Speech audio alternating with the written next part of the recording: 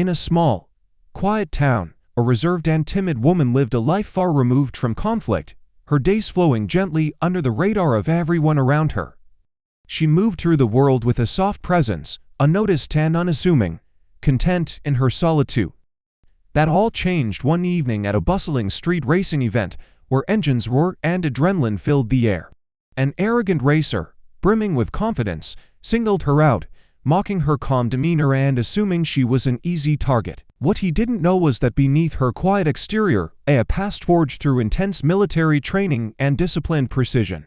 When provoked, she responded not with fear, but with a calculated, flawless mix of strategy, intelligence, and unshakable composure, leaving him stunned and publicly humiliated before the eyes of the crowd. The once overlooked woman now stood revealed, commanding attention and respect, a force hidden in plain sight. But this shocking confrontation was only the beginning. What started as a single moment of public vindication soon spiraled into a series of twists, challenges, and unexpected discoveries that would push her beyond anything she had ever faced. Secrets, danger, and revelations lurked just beyond the horizon, waiting to unfold in ways no one could anticipate. Who truly is this woman, and what lengths will she go to when pushed to her limits? What happens next will challenge everything the town thought they knew about courage and power. But before we dive deeper, make sure to subscribe to the channel. Now, let's understand how this story really began.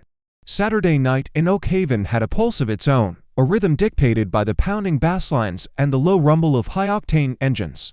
The downtown strip, cordoned off for the clandestine event known as Midnight Revs, shimmered under the neon haze of streetlights. Exhaust fumes coiled through the air, mingling with the metallic scent of brake fluid and hot tires. Every inch of asphalt seemed to vibrate beneath the weight of anticipation, a silent acknowledgement that this was the kingdom of speed and bravado. Emily lingered at the periphery, her back leaning against a lamppost whose flickering bulb cast fractured shadows across her oversized gray hoodie. She held a bottle of water, her fingers curling around it with the precision of someone who had memorized the grip of every tool she had ever used. Her gaze, disciplined and exacting, moved across the polished hoods and open engines, noting valve clearances, intake modifications, the subtle warp of a turbo manifold. She ignored the throbbing crowd, the raised fists, the posturing drivers. Her eyes catalogued the machines with the analytical efficiency of a mechanical diagnostician, noting what could fail under stress and what could endure. The crowd's murmur shifted, a collective intake of breath that betrayed their king's arrival before the car was even visible. A matte black muscle car tore through the cordon, its exhaust popping sharply like a percussionist counting in time, demanding absolute attention. Leighton emerged, his shirt clinging to his torso from sweat and adrenaline, his chest heaving as though every beat was announcing his dominance. The veins along his forearms throbbed visibly, fingers curling into fists with involuntary spasms of anticipation. He scanned the perimeter, a predator evaluating prey, seeking the easiest target to affirm his authority. Emily's stillness caught his eye immediately. She seemed out of place, her loose hoodie and cargo pants an armor of invisibility, her posture deceptively passive. She did not flinch. Her weight was evenly distributed, knees micro-bent, subtle grounding shifts in her stance betraying a readiness that only a trained operative could maintain subconsciously. Leighton's lips curled into a half-smirk, a tick betraying both irritation and curiosity, and his entourage raised phones, ready to capture a spectacle. "Hey, you." His voice cut through the hum of engines, close enough that Emily could feel the heat radiating off him. "You look bored. My car not loud enough for you, shy lady." Emily's eyes narrowed imperceptibly, her jaw tensed, a micro-expression of focus that went unnoticed by the crowd but registered in Leighton's peripheral vision. She did not step back, her weight shifting subtly onto her anchor foot, a silent assertion of stability. "It's a nice car, Leighton. Just running a bit rich," she replied evenly, voice low but clear, calibrated to carry authority without arrogance. The crowd inhaled sharply, but nobody had verbally punctured the king's carefully inflated persona. Leighton's face twitched, nostrils flaring. He shoved her shoulder hard, a test of compliance, expecting the minor displacement of the civilian to validate his dominance. Emily rocked back slightly, but her pivot was controlled, a micro-correction of balance honed from countless hours of tactical training. Her feet slid into a defensive anchor stance, knees absorbing, hips engaged, micromuscular tension distributed for stability and leverage. "I bet you're shaking under that hoodie," Leighton barked, voice rising, projecting to the entire street. "I challenge you, right here, man to woman. A little grappling match. If you can put me on the ground, I give you my car keys. If I win, you kiss my boots." The street erupted into chants. Fight, fight, fight. The air thickened with expectation, the smell of rubber and sweat intensifying as the first micro-moments of confrontation drew near. Emily exhaled slowly, shoulders releasing a fraction of tension, but eyes never leaving his. She surveyed the unforgiving concrete beneath them, calculating vectors, center of gravity, and potential trajectories. Finally, her gaze returned to Leighton. "I don't want to hurt you, Leighton." A short, guttural laugh erupted from him, unrestrained, manic. "Hurt me." He lunged, a rush of mass, aggression, and arrogance colliding with the first signs of disciplined anticipation in Emily's stance. Every microsecond now counted. Leighton surged forward, his body a mass of raw muscle and unrefined aggression, expecting compliance through sheer force.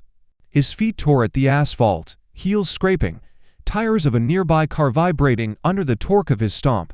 The moment his hands aimed for her shoulders, Emily's senses sharpened. Her autonomic nervous system regulated heart rate, a conscious lowering of cardiac output to optimize reaction time. The seconds expanded. She had entered the OODA loop: observe, orient, decide, act. Every microsecond distilled into kinetic awareness. Leighton's momentum was predictable. Arrogance often dictated gait and balance, and Emily had catalogued it in an instant. She stepped off the line of attack at precisely 45 degrees, subtly pivoting her anchor foot, while absorbing residual energy through microbends in her knees. Her fingers, lightly brushing his wrist as he lunged, applied calculated leverage, exploiting the natural torque generated by his own weight. The subtle rotation of her hips aligned with the center of gravity vectors she had subconsciously mapped. Emily's expression remained neutral, a mask refined through countless hours of SEAL combatives training. Yet beneath the calm, her pupils constricted, tiny tachycardic spikes racing through her system as she executed the throw. Her hips rotated with surgical precision, shoulders engaged, scapula retracted. Leighton's body became a pendulum when her hands, his limbs extending involuntarily as a centrifugal force pulled him across the concrete battlefield. The crowd collectively inhaled, the moment stretching, their auditory cortexes bombarded by the echoing roar of engines and sudden silence of expectancy. Leighton arced through the air, his eyes wide, mouth open, chest heaving in panic. Time dilated perceptually for those watching. A tableau of airborne vulnerability and silent competence unfolded. Crack, impact, the asphalt received his mass with unforgiving authority. The sound was a percussive punctuation, the resonance bouncing off the surrounding walls of idling cars. Leighton's ribcage compressed, diaphragm spasming violently. Air evacuated forcibly, leaving him gasping like a fish stranded on dry land. His fists clenched involuntarily, knuckles whitening, eyes flitting upward in shock and disbelief. Sweat mixed with dust streaked his temples, tiny rivulets tracing the line of his jaw. Every micro-expression screamed confusion, humiliation, and unprocessed pain. Emily remained upright, posture unyielding yet relaxed. She adjusted her hoodie with a subtle tug of her shoulder, the only acknowledgement of exertion being the faint dilation of her nostrils as she inhaled cool night air. Her core muscles remained engaged, ready for follow-up, every limb anchored for stability despite the spectacle. There was no triumph in her stance, no outward display of superiority, only the quiet assertion of authority derived from mastery of skill and timing. "Keep your keys," she said, voice slow and controlled, carrying the weight of an unspoken code. Competence without malice. "Just learn some manners." The words landed like calibrated punctures, precise and unavoidable. Her tone was professional, devoid of gloating, each syllable measured, reverberating through the stunned crowd. The spectators shifted, instinctively, their bodies recalibrating social hierarchy in real time. Fear and respect radiated from the outer edges inward. Whispered calculations of threat assessment threaded through the onlookers. Phones lowered slowly, not out of disinterest but from an unconscious acknowledgement of the imbalance of force. The crowd's formation subtly parted, like a current yielding to an unseen pressure, as Emily moved through with the fluidity of practiced situational awareness. Every step she took was measured, cadence synchronized to maintain balance over uneven pavement, sneakers scuffing just enough to maintain grip without announcing presence. The city lights reflected in her eyes, catching brief glimmers of calculated observation. Scanning for emergent threats, she retreated toward her vehicle. Even in retreat, her posture conveyed dominance. Each micro-adjustment a silent testament to control. Leighton remained sprawled on the asphalt, a corporeal monument to misjudged hubris. His chest rose and fell in uneven bursts, a mechanical response to trauma, and his gaze followed her back as she disappeared into the shadows of the crowd. The air itself seemed to recalibrate around the new equilibrium he had been bested, not by luck, but by an unseen force trained in precision, patience, and tactical execution. Leighton's body hit the asphalt, but his ego demanded immediate resurrection. Pain radiated from his ribs, the internal strain of fractured intercostal muscles sending sharp jolts through his diaphragm with every shallow breath. His eyes darted erratically, scanning the crowd for validation, for any witness to corroborate the story he would spin to salvage his fractured pride. The viral footage had already begun to circulate, loops of his airborne trajectory, his helpless flail, and Emily's impassive stance over him. The humiliation etched across his face was compounded by the knowledge that the world had seen it, recorded in high-definition betrayal. He scrambled to his feet with uncoordinated urgency, fingers clutching ribs as if by mere contact he could somehow stabilize the internal disruption. His jaw twitched, teeth grinding audibly as he spat accusations into the night air. She cheated. She used a weapon. His voice cracked under the strain of adrenal overcompensation, a psychological shield against the creeping acknowledgement of defeat. His left eye flickered rapidly, a nervous tick betraying the lie of bravado, while his knuckles whitened as he balled his fists to project strength he no longer possessed. Get her. The command was raw, unrefined, issued from a mind scrambling to assert dominance over the irreversible reality of his public defeat. Emily, already distancing herself, moved with fluid precision through the periphery of the crowd. Her rusted sedan sat unobtrusively several blocks away, engines idling quietly. She maintained awareness of the perimeter, scanning reflective surfaces and overheard chatter, noting any deviations in a crowd's density that could indicate emergent threats. Her heartbeat, steady and controlled, remained within the parameters necessary for tactical responsiveness. Subtle micro-adjustments of her shoulders and hip alignment prepared her for rapid ingress into the vehicle, while her eyes continued to sweep for anomalies: open car doors, unrestrained individuals, potential weapons within reach. The low hum of engines crescendoed abruptly as three vehicles peeled from the central cluster of street racers, tires screaming against asphalt. The sound waves reverberated through Emily's body, yet her posture did not betray concern. Instead, she absorbed the sensory input, integrating it into her situational model. Her hands brushed the door handle of the sedan, fingertips applying calibrated pressure, the subtle feedback informing her of mechanical integrity and readiness for immediate egress. Leighton's voice cut through the night again, fractured by panic and indignation. He barked orders to his entourage, their own movements mirroring the chaotic frenzy of attack sensing prey on the move. Each engine's acceleration was calculated, yet chaotic, predictable in its recklessness. Emily recognized the pattern. They were pursuing aggressively but uncoordinatedly, relying on speed rather than strategy. Sliding into her sedan, Emily engaged in a series of tactical evasion maneuvers, each calculated to maintain legal speeds while maximizing unpredictability of trajectory.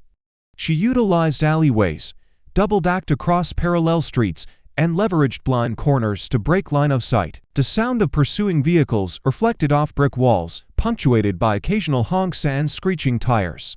She monitored their position, using peripheral auditory cues, noting changes in pitch and volume as indicators of distance and intent. Her breathing remained slow, diaphragmatic, optimized to maintain cognitive clarity under duress. Despite the relative calm of her technique, a cold, analytical recognition settled in her mind. This confrontation was far from over. Leighton was not a man accustomed to defeat, nor one likely to concede after public humiliation. His narcissism, combined with access to resources and technology, guaranteed persistence and possibly escalation. The event had transitioned from a public spectacle into a tactical problem. Emily's lips pressed into a subtle line of resolve, micro-expressions tightening the corners of her eyes as she anticipated the next phase of threat engagement. As she navigated the final corner toward the main avenue, the shadows of her pursuers flickered in the periphery. Reflexive micro-adjustments of her steering inputs ensure optimal traction over uneven pavement, minimizing lateral inertia while maximizing evasive unpredictability.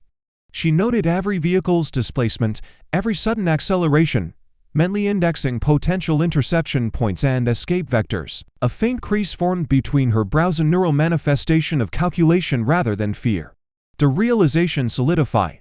Layton's pursuit was not merely personal vengeance. It was an assertion of power, amplified by wealth, social reach, and technology.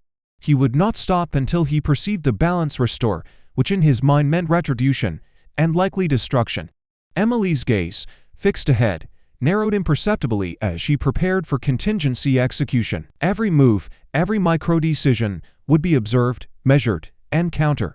The street had shifted from an arena of bravado to a battlefield of precision, and she alone maintained the composure to navigate it successfully. Emily's sedan rolled silently down the narrow country lane, tires whispering against the asphalt as her peripheral vision scanned the rearview mirror. She maintained a deliberate cadence, adjusting the wheel with micro-corrections to absorb minor imperfections in the road, ensuring the vehicle remained stable under her control. The headlights of pursuing vehicles, though distant, cast fleeting shadows across the fence posts, the intermittent glare reflecting the presence of potential threats. Her breathing was diaphragmatic and controlled, a conscious regulation to preserve cognitive clarity. Every minor change in engine pitch or suspension angle registered in her consciousness, catalogued for tactical awareness. When she reached the isolated farmhouse, the structure appeared as a silhouette against the obsidian night sky. She killed the engine quietly, letting the cooling metal hum fade into the darkness. Without flicking a light switch, she exited the sedan, boots pressing into the gravel with a muted crunch. Each step was measured, the micro-shift of weight minimizing sound while allowing for immediate reaction if the perimeter had been compromised. Her eyes, sharp and calibrated, scanned the treeline and roofline for anomalies, noting any unnatural glint that could indicate surveillance. Inside, the farmhouse was sparse, functional, devoid of distractions. She moved directly to the window, the panes cold against her fingertips. Her gaze swept the property line, noting variations in airflow and reflective surfaces. 10 minutes passed with the silence of calculated vigilance, until the low, mechanical whir of a drone cut through the ambient night air. Its navigation lights blinked faintly, scanning. Layton's use of technology was deliberate. He had learned that visibility and information were leverage. Emily's eyes narrowed subtly, tracking its vector, noting propulsion pattern and altitude, calculating interception possibilities if necessary. The blinds were drawn with a single, fluid motion, shadowing her silhouette entirely from the device's camera. She descended the staircase to the basement, each step deliberate, heel to toe, minimizing acoustic signature. The space was utilitarian, cold concrete floors, exposed beams, and a heavy steel locker standing sentinel against the wall. She approached it, fingertips tracing the welded seams, appreciating the integrity of its construction. Inside lay artifacts of a previous life. The Navy SEAL trident gleamed under the faint ambient light, the tactical vest folded with precision, mission logs stacked methodically. Each item was an extension of her operational identity, a tangible calibration of competence and history.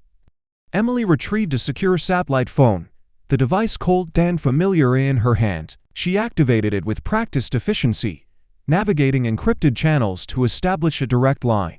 Status report, she whispered, her voice low but steady, modulated to avoid detection while maintaining command authority. Her pupils constricted slightly, nostrils flaring as her focus sharpened. "Emily, you've been flagged," came the deep, measured voice over the receiver.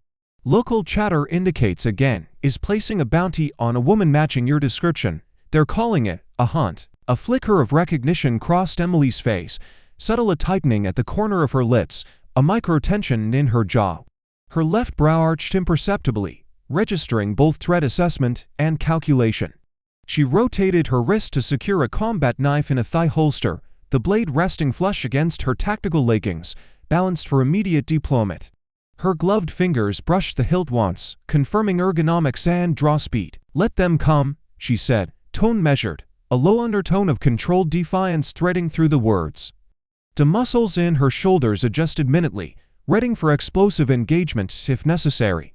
Her gaze swept the basement, scanning exit points, sightlines, and cover positions, cataloging every structural variable that could affect tactical engagement. She keyed in the request to run a background check on Leighton Vance, her mind processing intelligence variables as if compiling a mission briefing. The pattern of his behavior, combined with observable resources, suggested financial malfeasance, organized distribution networks, and potential ties to broader criminal activity. Emily's pupils constricted again as she accessed covert databases, integrating real-time data feeds into her operational awareness. The air of the basement felt dense but controlled, a sensory environment she had trained to manage under high-stakes operations. Her heartbeat was steady, muscles primed, mind engaged in multi-layered situational processing. Outside, the drone buzzed faintly against the night, a mechanical harbinger of imminent challenge, but within the walls of her tactical sanctuary, Emily's presence was absolute. She was ready. 2 nights later, Emily maneuvered her sedan along the narrow, rain-slicked road, tires whispering over the asphalt, each rotation calculated to maintain optimal traction. She carried grocery bags in the passenger seat, their weight shifting slightly with every adjustment of the wheel, but her focus remained entirely on the road and the subtle auditory cues of the surrounding environment. The rhythmic patter of rain on the roof and the low hum of the engine created a controlled sensory baseline, allowing her to detect deviations in unusual engine pitch, a sudden displacement of shadow. The first anomaly appeared without warning. A massive truck struck her rear bumper with calibrated force, jolting her vehicle off course. The tires skidded across wet earth, momentum tilting the sedan toward the roadside ditch. Emily's head struck the steering wheel, the impact registering as a micro-trauma across her forehead. Blood traced a thin rivulet down the side of her temple, mingling with raindrops, but her composure remained intact. Pupils contracted, scanning the periphery, measuring distances, calculating trajectories. The cab door of the truck swung open, and 5 figures emerged with a predatory urgency. Leighton led the charge, baseball bat in hand, the polished wood glinting under the dim streetlights, his companions wielding chains, each link catching occasional flashes of reflection. His chest heaved, nostrils flaring, a superficial attempt to mask the adrenaline spike with aggression. "Not so tough now, are you?" he yelled, raising the bat and bringing it down against the windshield. Microfractures spider-webbed across the glass, each one punctuating the dominance he intended to assert. Emily remained inert, eyes partially closed, breath shallow, simulating unconsciousness with physiological precision. Her heart rate was controlled. She moderated vagal tone to maintain cognitive clarity, muscles primed for explosive recruitment. Leighton's approach was predictable overcommitment, reliance on sheer force rather than tactical assessment. His right arm reached in, fingers grasping for her hair to drag her out, a common leverage error. The moment he engaged, Emily's training executed flawlessly. She anchored her left foot beneath the dashboard, applying rotational torque through her hips as she twisted her body. Her right hand latched onto his wrist with a mechanical grip, redirecting his momentum. The collision with broken glass was calculated. She drove his shoulder into the jagged edge, the shards embedding superficially into his uniform, drawing a sharp intake of breath from him. Her forehead collided with his jaw in a precise headbutt, sending proprioceptive shock through his cervical spine, disrupting his neural coordination. Emily's door swung open with a controlled kick, using the vehicle's frame as leverage.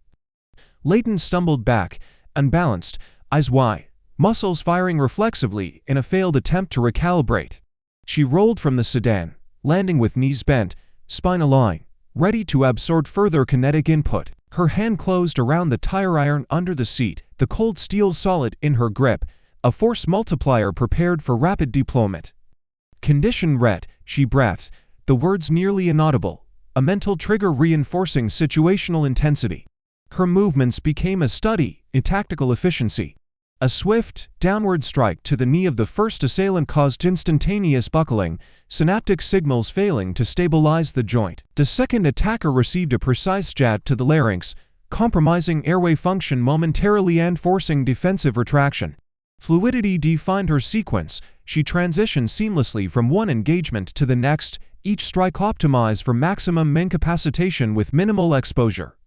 3 attackers neutralized within 10 seconds, each micro-expression of shock, pain, and disorientation cataloged and exploded in real time. Leighton and the last accomplice hesitated, processing the efficiency of the counterattack. The storm of rain, the reflection of streetlights, and Emily's calm, precise aggression created an overwhelming perceptual load. Both assessed retreat as the only viable option. They scrambled toward the truck, tires spinning in mud, engine revving, leaving behind the debris of their failed assault. Emily remained upright, rain-soaked, mud streaking her cheeks, a rivulet of blood tracing the temple cut. Her breath was steady, shoulders micro-adjusting with each exhale to maintain balance. Eyes swept the area, scanning for residual threats. The attackers had underestimated her. They had anticipated fear. They had triggered discipline. Every muscle fiber, every neural pathway had responded in synchronization. She was unshaken. The road returned to silence, punctuated only by the patter of rain. The shadows of the fleeing vehicles receded into darkness. Emily's gaze remained fixed, mind cataloging the engagement, neural circuits processing post-event intelligence. They had not instilled terror, they had activated a predator. Emily's tires crunched softly on the gravel driveway leading to the old airstrip, the darkened warehouse looming like a dormant predator. Every movement of the sedan was measured. Her foot applied subtle modulation to the brake pedal, tires gripping wet patches of dirt with precision.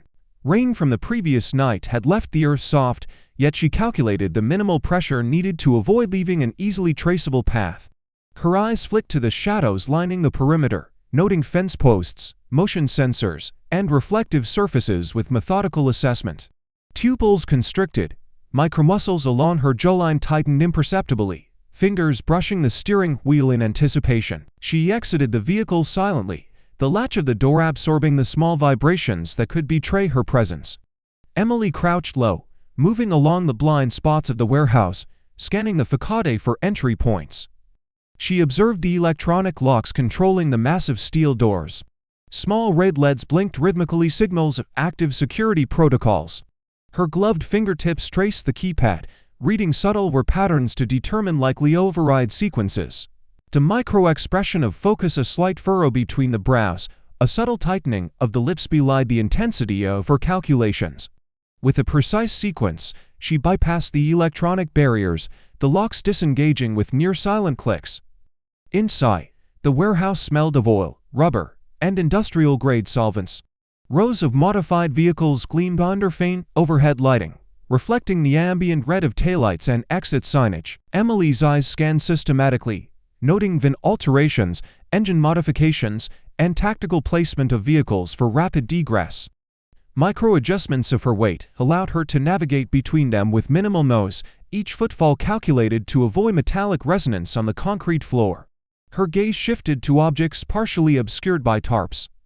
The bulk suggested crates, heavy, uniformly rectangular. She crouched, prying the cover from one of the containers, her gloved fingers moving with surgical precision.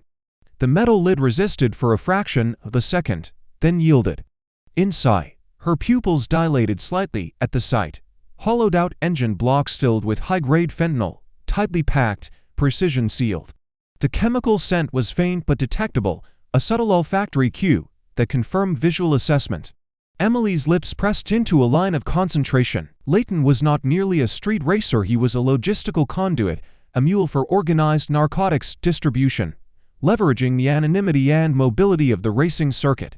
Her fingers traced the edges of the blocks, noting serial numbers and modifications, a mental map forming of potential distribution nodes. She activated the secure camera on her satellite phone, capturing high-resolution images for evidentiary purposes. Micro-tensions in her forearm allowed for steady framing, her controlled breath reducing shutter vibration.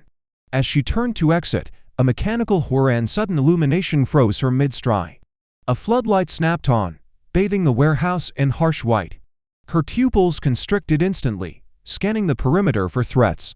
The echo of a familiar, arrogant voice bounced off the high ceiling, "I knew you'd come." Leighton's cadence was measured, a performance of control designed to intimidate. 10 figures emerge from the shadows, each armed with firearms, bats, or crowbars. Their eyes, scanning, cataloging, waiting for reaction. Micro-adjustments in Emily's stance: slight bend of the knees, shoulders square, weight distributed on the balls of her feet prepared her for both evasion and confrontation. Her jawline twitched minutely, a subtle nervous micro-expression suppressed by training. Her breathing remained diaphragmatic, optimized for oxygen efficiency and cognitive processing. She catalogued the positions of each adversary with military precision, noting lines of sight, probable engagement range, and potential points of cover. The layout of the warehouse offered advantages if leveraged properly. Vehicle frames, stacked crates, overhead beams, and reflective surfaces could all be used to disrupt targeting and create tactical isolation. Emily's mind ran through contingencies: disengage, neutralize, capture intelligence, maintain operational security. Each micro-decision was executed mentally in milliseconds, her body ready to respond as a singular, cohesive system. Layton's grin, a mask of overconfidence, barely registered. She had seen this type of arrogance before, and it was always explodable. The warehouse was a chessboard, and she was calculating 5 moves ahead. The hum of the floodlight mingled with distant traffic and the subtle creak of metal as the armed men shifted, the ambient tension a palpable force in the cool night air. Emily's hand brushed her thigh, confirming the grip of her combat knife. She inhaled, a controlled expansion of the diaphragm, readying the body for precise kinetic engagement. They bound her to a metal chair positioned deliberately at the center of the warehouse, exposed under the harsh glare of overhead industrial lights. The zip of plastic restraints and coarse rope cut into her wrists, circulation restricted just enough to induce discomfort without numbness. Emily noted the pressure points automatically, the angle of compression, the friction burn forming along the ulnar edge of her forearm. Her fingers twitched once, then went still.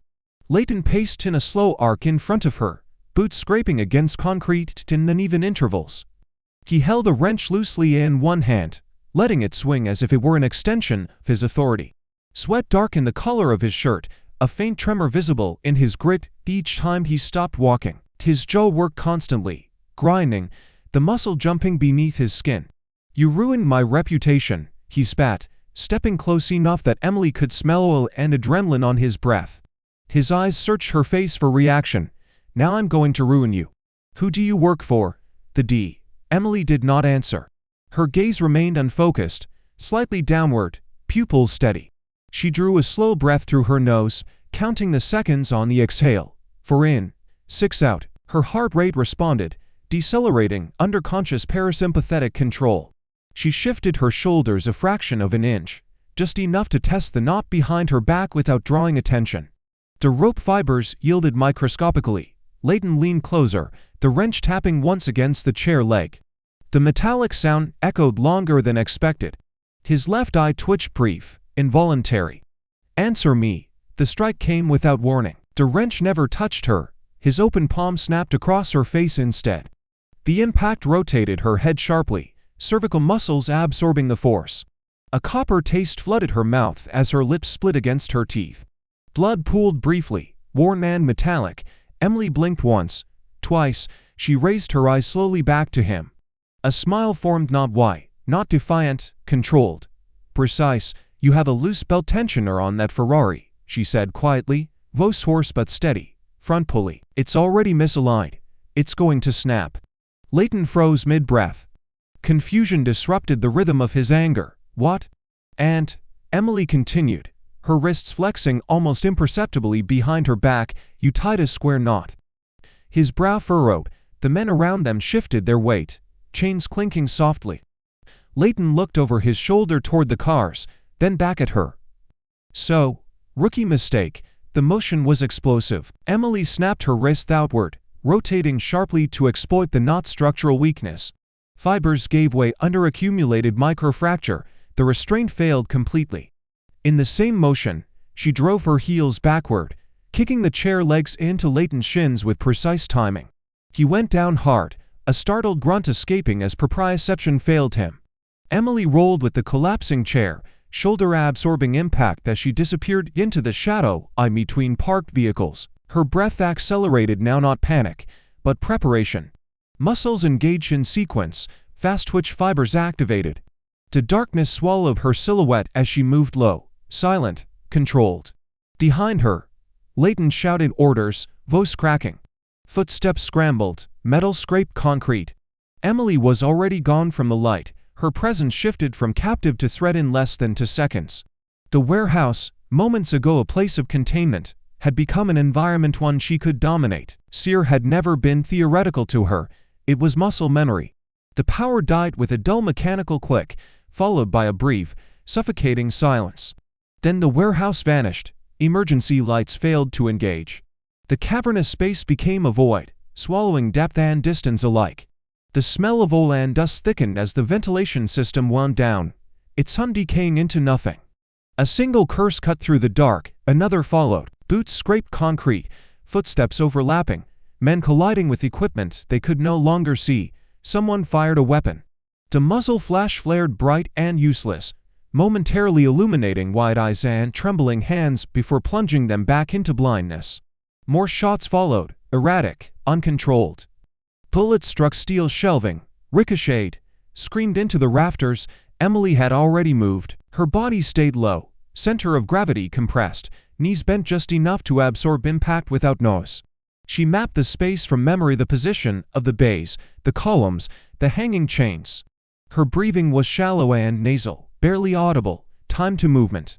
Each step landed on the outer edge of her foot, rolling inward to dissipate sound. A wrench lay near her hand. She scooped it up and tossed it across the floor at an oblique angle. It skidded, clanged, echoed. 2 men reacted instantly, weapons swinging toward the nose. Their shoulders tensed, fingers tightening on triggers. Emily rose behind the nearer one. Her forearm slid under his chin, bicep locking tight as her hips rotated. The choke was blood, not air. 7 seconds. His weapon slipped from his fingers before he understood what was happening. She eased him down, controlling the fall, his head never touching concrete. Another man turned to Leighton. She stepped inside his reach, elbow driving up into the brachial plexus. His arm went slack. A pivot, a controlled sweep, and his shoulder dislocated with a dull, wet pop. He screamed once. Her hand clamped over his mouth, fingers digging into pressure points until consciousness fled. Shots rang out again, closer this time. Emily flattened against the cold steel flank of a car, feeling the vibration as rounds struck nearby. She waited, counting footsteps. 1, 2, 3. The cadence was wrong, rushed, uneven. She intercepted the next man mid-stride. A strike to the peroneal nerve dropped him instantly. Her knee followed, precise, compressing the carotid sinus. He folded without a sound. She moved through them like a current, never lingering, never visible for more than a breath. Arms broke under torque, shoulders came apart under leverage. Sleepers applied cleanly, efficiently. She catalogued each body by position, by status, her mind clear, detached. At last, there were no more footsteps, only breathing. Leighton's, it came from near the center of the warehouse, ragged, loud, punctuated by wet gasps. He stumbled backward, boots dragging, hands outstretched as if the darkness itself might strike him. His chest heaved, shirt plastered to his skin. His eyes darted uselessly, pupils blown wide. "Where are you?" he screamed, voice cracking, splintering under panic. Emily stepped up behind him, close enough to feel the heat radiating off his body. Her breath brushed his ear. "I'm right here." He spun, to slow. Her leg hooked behind his knee, sweeping his base out from under him. He hit the concrete hard, the impact driving the air from his lungs in a broken wheeze. She followed him down, weight centered, knee pinning his spine. Her forearm slid across his throat, not crushing, just enough to remind him how fragile the moment was. "Please," he choked, hands clawing at the floor. "Don't kill me." Emily's face was inches from his. Her expression hadn't changed. No anger, no satisfaction, just focus. "I'm not going to kill you," she said, already pulling zip ties from her pocket. She cinched his wrists behind his back with practiced speed, checked the tension, then rolled him onto his side into a recovery position. His sobbing filled the dark. Outside, somewhere far beyond the warehouse walls, sirens began to rise. Emily stood, listening, calculating.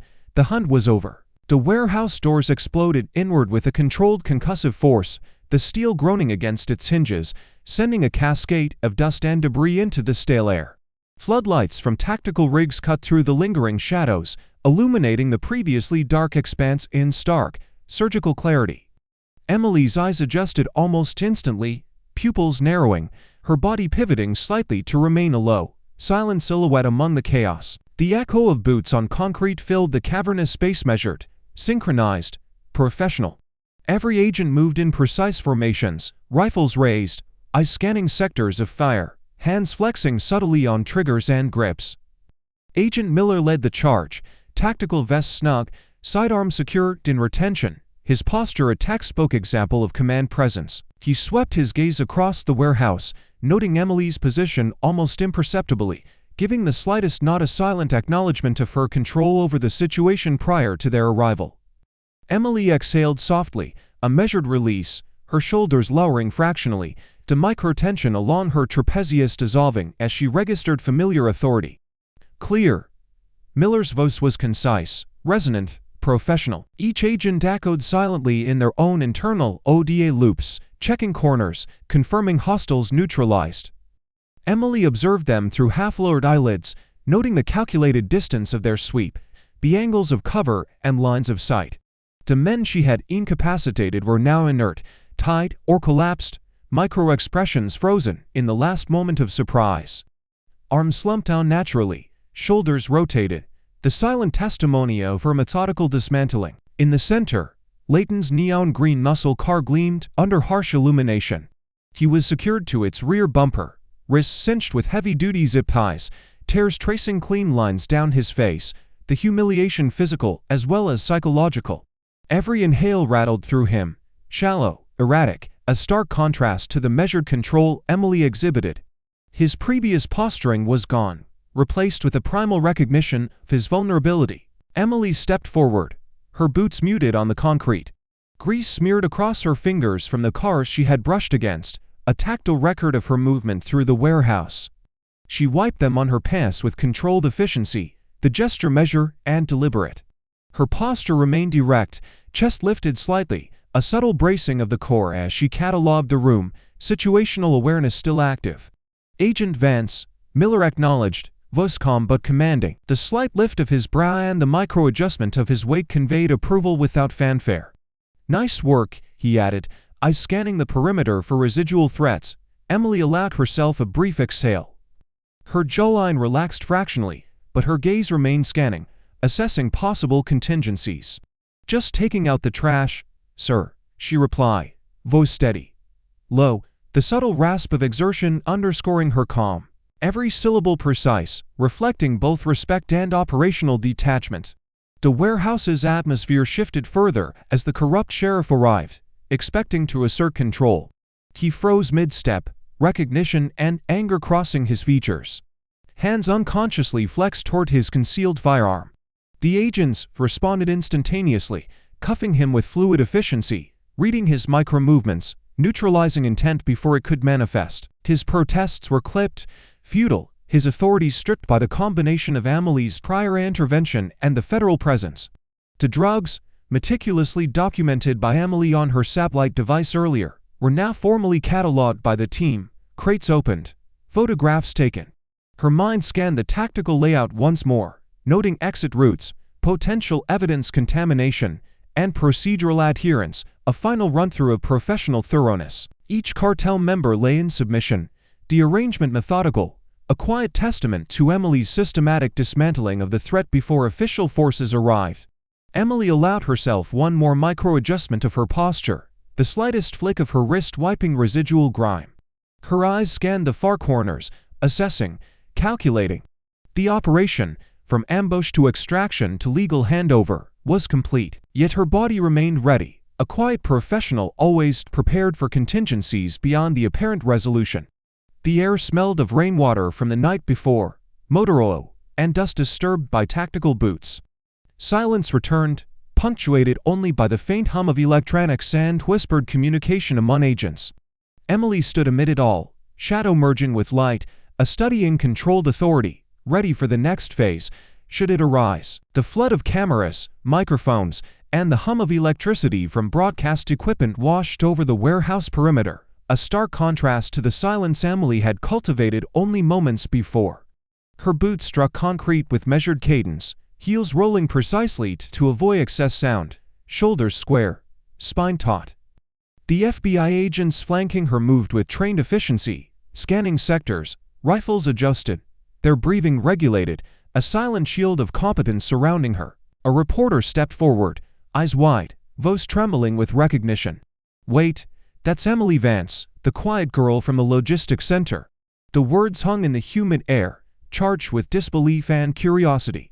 Emily's lips curved slightly, not a smile, but an acknowledgement. Her hands flexed at her sides, the micro-tremor from exertion dissipating slowly. Every muscle remained cold, ready for contingencies, yet her posture radiated calm authority. Outside, media vans and news crews clamored for position, microphones thrust toward her as flashes of cameras punctuated the dim light. The video from the street race had already circulated, but now the narrative had context. No longer a tale of humiliation, it was a demonstration of disciplined, precise, professional action. Emily's eyes followed each lens, noting reflections, angles, exposures, mental cataloging as automatic as breathing. The story broke the following morning. Scrolling across digital feeds, local librarian revealed to be Navy SEAL hero who busts drug ring. Headlines screamed the revelation, yet the phrasing carried weight, credibility, and awe. Viewers saw her not as an office worker, not as a passive bystander, but as a trained operator executing controlled, lethal efficiency under pressure. Layton's face appeared in mugshots, his ego shattered, his sentence of 25 years now sealed by law and public record. Weeks later, Emily returned to the world she had once observed from the periphery. The sanctioned car show was legal, regulated, a space of engines and craftsmanship rather than chaos. She crouched over the engine bay of a classic Mustang, hands smeared with motor oil and grease, tools arranged methodically on a cloth beside her. Her eyes scanned every bolt, every pulley, every chain link, a technician's scrutiny guided by the discipline of a former SEAL, fingers flexed, adjusting torque specifications, micro-expressions betraying concentration, jaw tightening, nostrils flaring, brow furrowing imperceptibly as she calibrated her focus. A group of young men drifted past, their conversation fading as one of them stopped mid-step. His head turned slowly, pupils whitening, voice dropping to a whisper, "Hey, that's her."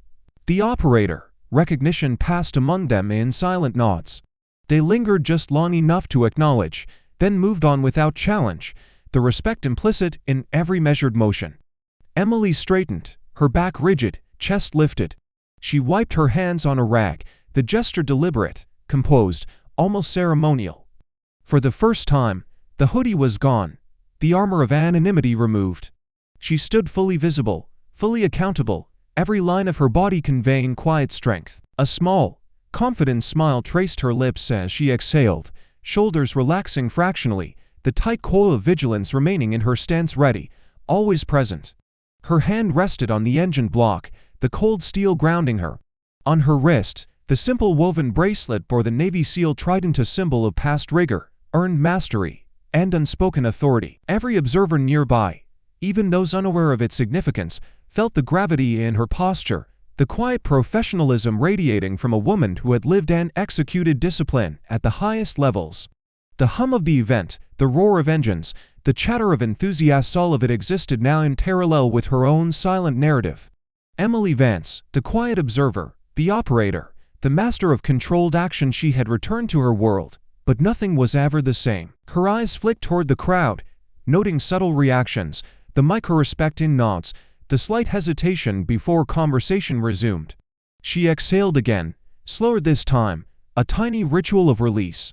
The work continued, engines to tune, mechanisms to perfect, but she moved with the authority of one who had faced chaos, controlled it, and emerged unbroken. If you want to witness more stories of courage, precision, and the quiet power of trained professionals, make sure to subscribe to the channel for the next chapter of incredible real-life inspired heroism.